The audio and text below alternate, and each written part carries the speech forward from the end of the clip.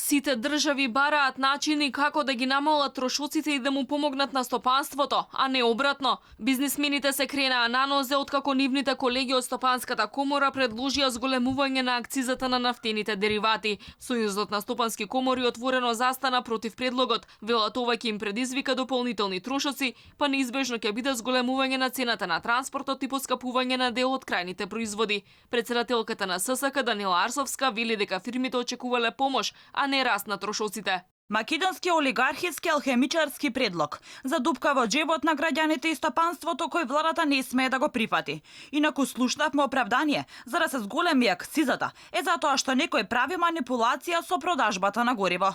Не е пологично да бидат казнети тие што прават злоупотреби наместо да се казни цел народ со повисоки цени?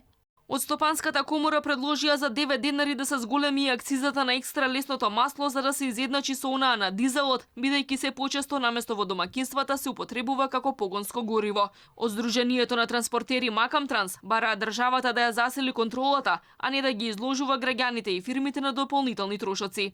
Зошто на бензинските пумпи не се казнуваат пумпашите ако точат вакво гориво во товарни возила кои немаат евростандард и се користат само за внатрешен превоз? Зошто полицијата и транспортните инспекции не вршат контрола на горивото во возилата на патиштата низ државата?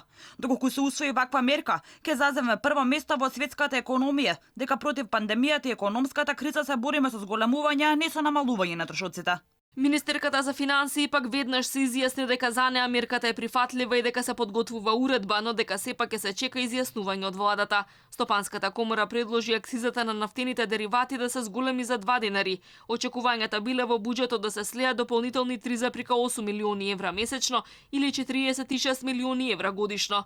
И покрај драстичниот пат на цената на горивата во изминатите неколку недели, Организацијата на земјите извознички на нафта ОПЕК вчера одлучи да го намали производството за 10% во мај и јуни, па се очекува цените повторно да скокнат нагоре.